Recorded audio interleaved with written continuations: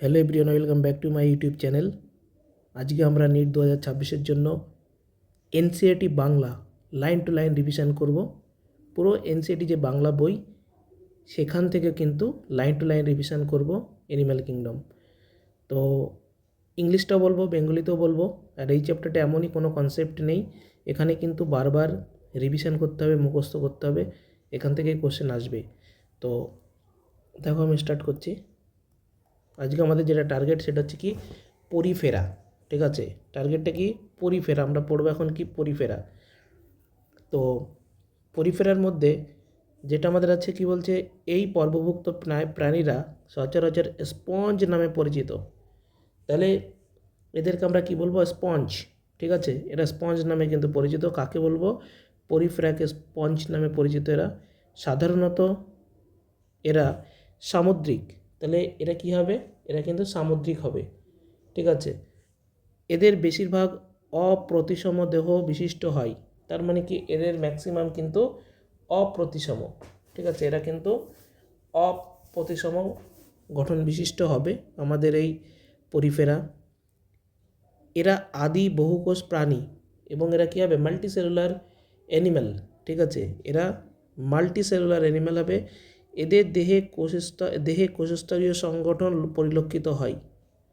তারপরে কি বলছে, স্পঞ্জের দেহে জল পরিবহনকারী নালিকাতন্ত্র বর্তমান।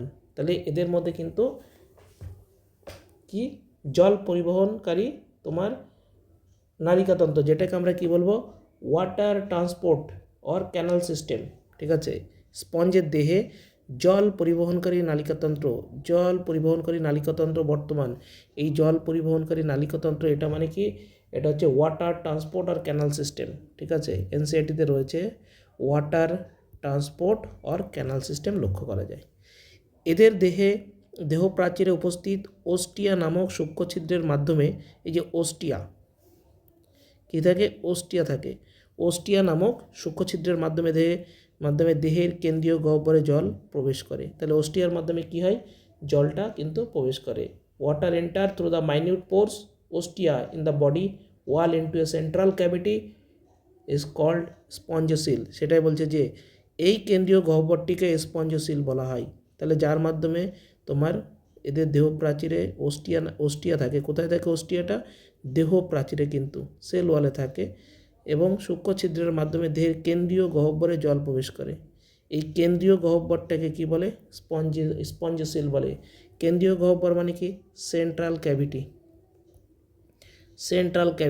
এটাকে বলে স্পঞ্জোসিল। স্পঞ্জোসিল থেকে জল আবার অপেক্ষাকৃত বড় ছিদ্র অস্কিউলামের মাধ্যমে দেহের বাইরে বেরিয়ে যায়।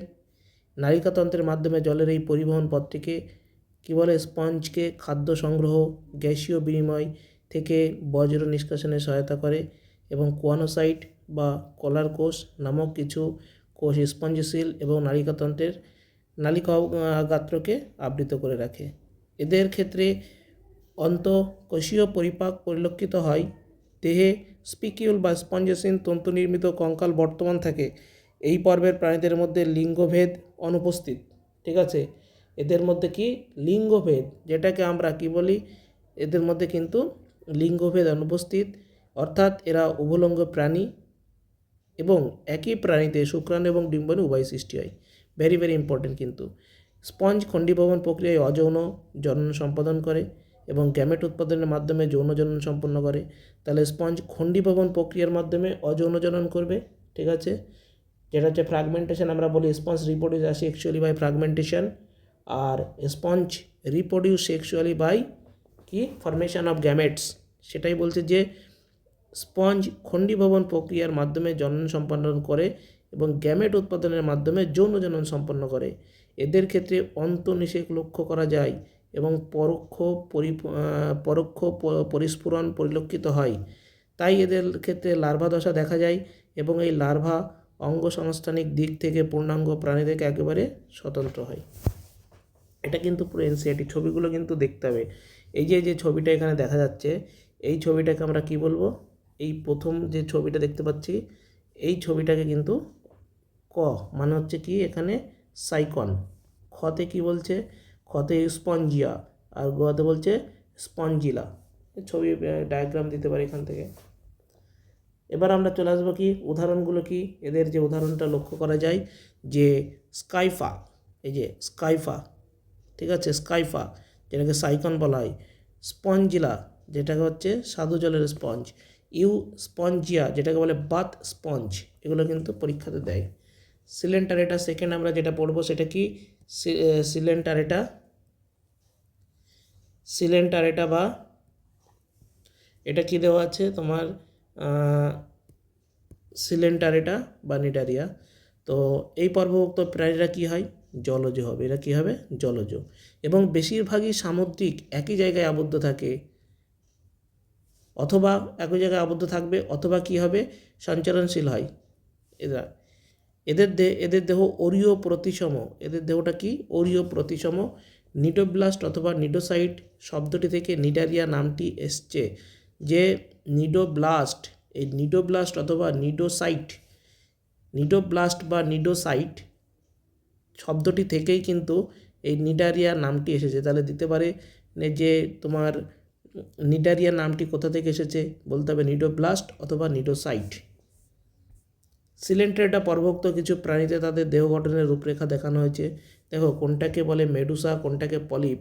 এই যে এই গঠনটা কিন্তু দেখতে পাচ্ছি আমরা, এই যে গঠনটা এটা কিন্তু কি, এই গঠনটা কিন্তু হচ্ছে মেডুসা, যেটা হচ্ছে অরেলিয়ার মধ্যে লক্ষ্য করা যায়। আর এটা কি, এটা কিন্তু হচ্ছে পলিপ, এই গঠনটাকে আমরা কি বলবো, এটা হচ্ছে পলিপ গঠন। নিডোব্লাস্টের ভেতরে স্টিঙ্গিং ক্যাপসিউল থাকে, যেটাকে বলে দংশকথলি, স্টিঙ্গিং ক্যাপসিউল। কি নিডোব্লাস্টের ভেতরে দংশকথলি বা স্টিঙ্গিং ক্যাপসিউল থাকে। নিডোব্লাস্টগুলো এই পর্বের প্রাণীদের কোষিকায় এবং দেহে উপস্থিত থাকে। নিডোব্লাস্ট কোনো কিছুকে আঁকড়ে ধরতে আত্মরক্ষার্থে এবং খাদ্য সংগ্রহের কাজে ব্যবহৃত হয়। তাহলে নিডোব্লাস্ট, এই যে নিডোব্লাস্টগুলো কী করে, নিডোব্লাস্টের কাজ দিতে পারে আঁকড়ে ধরতে বা আত্মরক্ষার্থে এবং খাদ্য সংগ্রহের কাজে ব্যবহৃত হবে। এই পর্বভুক্ত প্রাণীর মধ্যে কলাস্তরীয় সংগঠন লক্ষ্য করা যায়, কলাস্তরীয় সংগঠনটা লক্ষ্য করা যাবে, এবং এরা দ্বিস্তরীয় হবে, দ্বিস্তরীয়। এদের একটি মাত্র ছিদ্র, মুখছিদ্র, এদের একটি মাত্র ছিদ্র, সেটা কি, সেটা হচ্ছে মুখছিদ্র। বিশিষ্ট কেন্দ্রীয় গ্যাস্ট্রোভাস্কুলার গহ্বর ক্যাভিটি থাকে। বর্তমান হাইপম, এটা কি হাইপোস্টম নামক অংশটিতে মুখছিদ্র বর্তমানে, যে হাইপোস্টম, ভেরি ভেরি ইম্পর্টেন্ট কিন্তু এটা, হাইপোস্টম নামক ছিদ্রটিতে এটা কিন্তু অংশটিতে বর্তমান। পরিপাক অন্তঃকোষীয় বা বহিঃকোষীয় উভয় প্রকার হতে পারে। তাহলে এদের ডাইজেস্টিভ সিস্টেমটা কেমন, এদের কিন্তু পরিপাক অন্তঃকোষীয় বা বহিঃকোষীয় উভয় প্রকার হতে পারে। কোরাল বা প্রবালের মতো কিছু নিডারিয়ার দেহে ক্যালসিয়াম কার্বনেট দ্বারা গঠিত কঙ্কাল বর্তমান থাকে। ঠিক আছে, এটা কি বলছে, যে কোরাল বা প্রবালের মতো কিছু নিডারিয়ার দেহে ক্যালসিয়াম কার্বনেট দ্বারা এটা কিন্তু বর্তমান থাকে। ঠিক আছে, এটা কি বর্তমান থাকে। নিডারিয়া পর্বভুক্ত প্রাণীদের দেহে দুটি মূল দেহ গঠন পরিলক্ষিত হয়। একটাকে বলে পলিপ, যেটা আমরা একটু আগে পড়লাম, একটাকে কি বলবো, একটাকে বলবো হচ্ছে পলিপ, আর একটাকে বলবো মেডুসা। ছবিতে দেখানো হয়েছে পলিপটি নিশ্চল এবং নালাকার হয়, যেমন হাইড্রা, অ্যাডামসিয়া বা সিয়ানিমন।